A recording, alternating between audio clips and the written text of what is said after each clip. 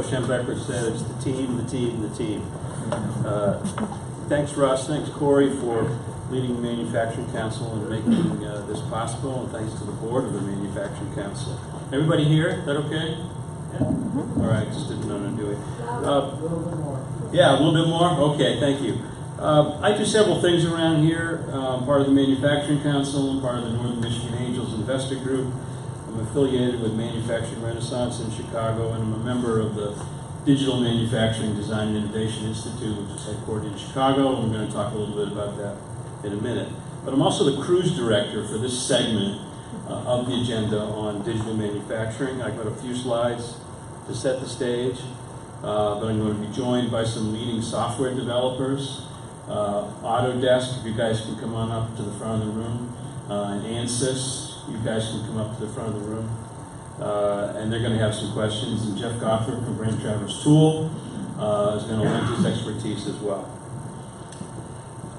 So there's several takeaways from this part of what we're going to talk about. One is that digital manufacturing is not a future thing, it's a current thing. You heard Rich talk a little bit about it, but you might have heard an interview by the new CEO of Ford Motor Company recently on the radio. He said there's 1.3 million lines of code in the new Ford truck. 1.3 million lines of code. So digital manufacturing is here. The second takeaway is that digital manufacturing is a terrific opportunity to improve the profits and competitiveness of our region and lead to lots more high-quality jobs, as Russell talked about, and new business creation. Siemens is a leading manufacturer, and they've said it best, you have to have a software culture today if you want to be a manufacturer. What's the button? Which button? Right now. Left button? Yeah.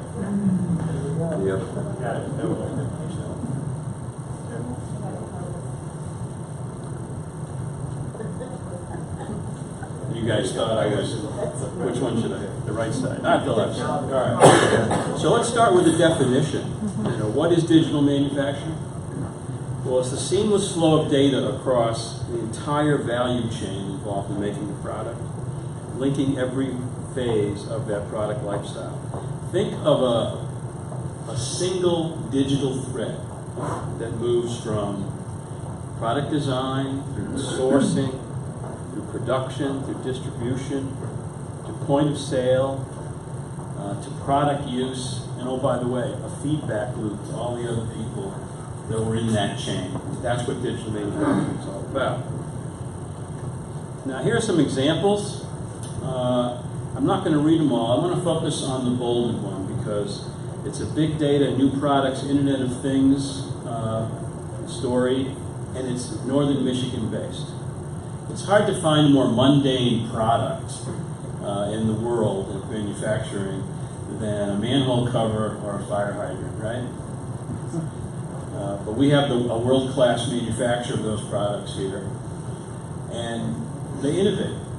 So they started talking amongst themselves. I wonder if our customers were interested in a smart hydrant. So they had the conversations, and it turned out, yeah, they would be interested in a smart hydrant. Something that told them whether the hydrants were working or not, or whether the flow of water through the hydrant was working or not. And if you think that's crazy, in learning about this, I found out that at any given point in time, 10% of the hydrants in the world aren't working, which has, huge consequences for public safety. So they partnered with another Northern Michigan company that had developed remote sensors on all the oil and gas wells that we've seen in the region, out in the forests, that communicated with headquarters about what was going on. And they came up with smart hydrants. And guess what? They're slowly spreading across the country, more so in the Southwest and in California, where water is a lot more scarce, and therefore cost, if you will. So that's another example of digital manufacturing. Now, this is a compass that you have on your chairs, and it was developed by the McKinsey folks. And this is an example of how you think about possibilities of digital manufacturing. Inside the middle, around this gear, are 8 value drivers in the manufacturing business. Around the outside are 26 different ways, or levers, if you will, that digitization can help lever and improve a business. Lowering costs, improving quality, developing new products, and leading, of course, to more profits and more competitive businesses. There's some digital manufacturing trends that you all ought to be aware of. One is, I talked earlier, that the Digital Manufacturing Design and Innovation Institute has been developed, DMDII. It's one of 9 national manufacturing innovation institutes across the country with things like composites and additive manufacturing, photonics, et cetera, et cetera. This is headquartered in Chicago, but has a global footprint. They do projects, RFPs. There's a digital commons that's being developed where you can go online and download, the software that you can use in your processes. They're developing a digital manufacturing 101 curriculum for our school systems. Rich talked a little bit about Industry 4.0, the fourth industrial revolution, so I won't talk anything more about that except to say that this is all about the smart factory of the future. And the last item here is another Northern Michigan story, autoharvest.org. It's an intellectual property marketplace for those who have problems, like Mike would have a problem, like you heard Cam. They could post a problem up there as an invitation to a global community to come and help solve that problem. Similarly, a company might have some intellectual property that it's underutilizing, and they can post a description of that up there and attract interest from all over the globe to help take that product, the IP, and improve upon it, and so on and so on. So I said that digital manufacturing is not a future thing, it's a current thing, so much so that there are venture capital firms that are being organized to invest in digital manufacturing enterprises. GE Ventures, Bolt.io, Two Roads Group, and also a little bit south of here, there's the Seamless Accelerator in Grand Rapids. It's part of Start Garden. It's funded by 5 companies, including 2 manufacturers, Steelcase and Corsia.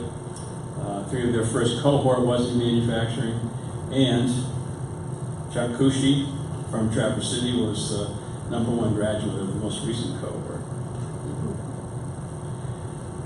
Somebody asked, what's the scene? I think it was Corey said, what's the scene look like? The technology scene looks like? This is a screen capture from Venture North, which is one of the entities involved with Traverse Connect and the Chamber. And so you can drill down here to find listing and locations, contact info for all advanced flexible manufacturing companies in the area, as well as IT systems, software, and logistics.